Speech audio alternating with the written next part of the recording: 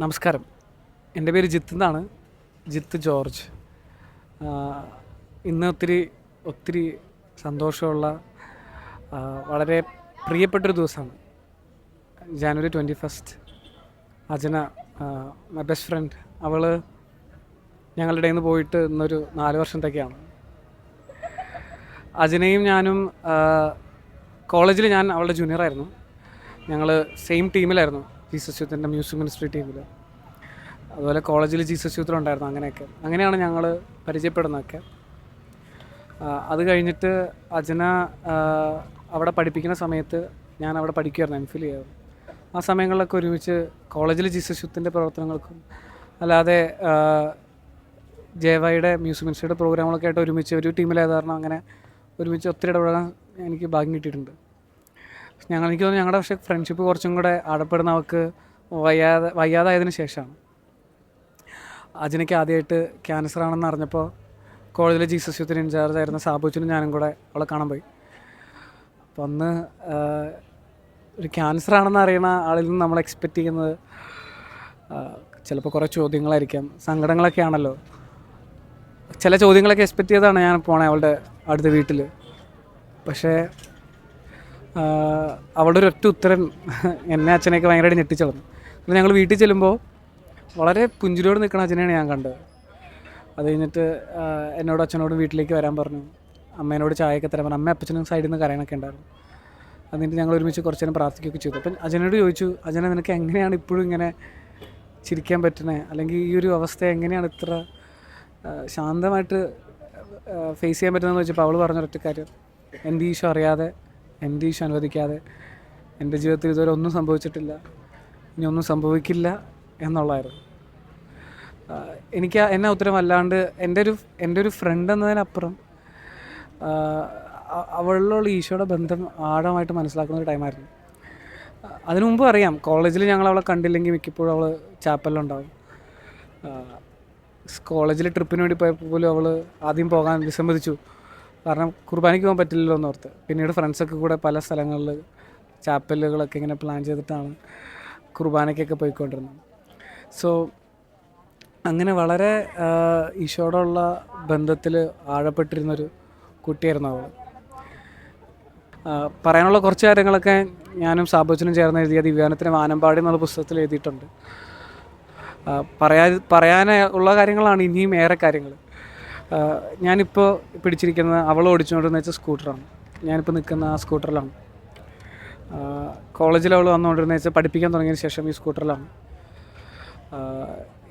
അജനയ്ക്ക് ഒട്ടും വയ്യാണ്ടായി കഴിഞ്ഞ സമയത്ത് ആശുപത്രിയിൽ കിടന്ന സമയങ്ങളിലൊക്കെ അവളോടിങ്ങനെ ഞങ്ങളെപ്പോഴും ഓരോ കാര്യങ്ങളൊക്കെ ചോദിക്കും. അപ്പോൾ അവൾ പറഞ്ഞിരുന്നൊരു മെയിൻ കാര്യം അവൾക്ക് കുർബാന സ്വീകരിക്കണം എന്നാണ്. എന്താണ് അവസാനമായിട്ട് പറയാനുള്ളതെന്നൊക്കെ ചോദിച്ച സമയങ്ങളിൽ അജന പറഞ്ഞൊരു 3 കാര്യങ്ങൾ എനിക്ക് ഓർമ്മയുണ്ട്. ഞാൻ അമ്മച്ചിയോട് ചോദിച്ചു, അജന അവസാനമായിട്ട് ആശുപത്രി കിടന്ന സമയത്ത് എന്താണ് പറഞ്ഞത്? അപ്പോൾ 1-2 കാര്യങ്ങൾ ഇങ്ങനെയാണ്. ഒന്നാമത്തെ കാര്യം കുർബാന സ്വീകരിക്കണം. 2 തക്കാളി ചെടിയിൽ വെള്ളമൊഴിക്കാൻ മറക്കരുത്. 3ാമത് പറഞ്ഞ കാര്യം എൻ്റെ സ്കൂട്ടർ ജിത്തിന് കൊടുക്കണം എന്നാണ്. അപ്പോൾ എനിക്ക് ആ സമയത്ത് വണ്ടിയൊന്നും ഇല്ലാതിരുന്ന സമയത്തായിരുന്നു.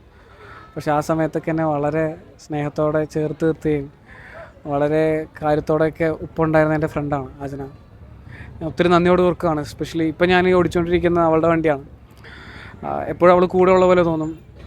അങ്ങനെ എനിക്കൊരു 100 കാര്യങ്ങൾ പറയാനുണ്ട്. അവൾ എന്നെ ആസ് എ ഫ്രണ്ട് എന്നെ ട്രീറ്റ് ചെയ്തതൊക്കെ. എനിക്ക് ഡ്രസ്സില്ലാത്ത സമയത്ത് സർപ്രൈസ് തരാൻ വേണ്ടി ഡ്രസ്സ് വാങ്ങിച്ചു തന്നു അവളും അമ്മയും കൂടെ പോയി. എൻ്റെ ബർത്ത്ഡേസിന് എന്നെ സർപ്രൈസ് ചെയ്യുന്നതും, അല്ലെങ്കിൽ ഞാൻ എൻ്റെ പാട്ട് ഇറങ്ങാനായിട്ട് എന്നെ അവിടെ എപ്പോഴും എന്നെ ഇൻസ്പയർ ചെയ്യുന്നതും അങ്ങനെയൊക്കെ. എൻ്റെ ഫോണിൽ ഒരുപാട് കോൾ റെക്കോർഡിങ്സ് ഉണ്ട്, ഞങ്ങൾ സംസാരിച്ചതൊക്കെ അവൾക്ക് വയ്യാതിരുന്ന സമയങ്ങളിലൊക്കെ. അതൊക്കെ എനിക്ക് തോന്നുന്നു അത് ഞാനിങ്ങനെ ഇടയ്ക്കിടയ്ക്ക് കേൾക്കാറുണ്ട്. അതൊക്കെ വലിയൊരു ഒത്തിരി ധ്യാനാത്മകമായ ചിന്തകളൊക്കെയാണ്. ഒരു ചങ്കിൽ നിന്ന് വരുന്ന ദൈവത്തിൻ്റെ സ്നേഹമൊക്കെ അറിയാൻ പറ്റും. അത്തരത്തിൽ ഒത്തിരി എന്നെ ഇൻസ്പയർ ചെയ്ത എൻ്റെ ഫ്രണ്ടാണ് അജന. Really miss Har. ഞാനിപ്പോൾ പ്രോഗ്രാമുകളൊക്കെ ആയിട്ട് ട്രെയിനിങ്സും റിട്രീറ്റ്സൊക്കെ ആയിട്ട് ഇങ്ങനെ പല സ്ഥലങ്ങളിൽ ട്രാവൽ ചെയ്യുമ്പോൾ എവിടെയൊക്കെ ചാൻസ് കിട്ടുന്നു അവിടെയൊക്കെ ഞാൻ അജനയുടെ കാര്യം പറയാറുണ്ട്.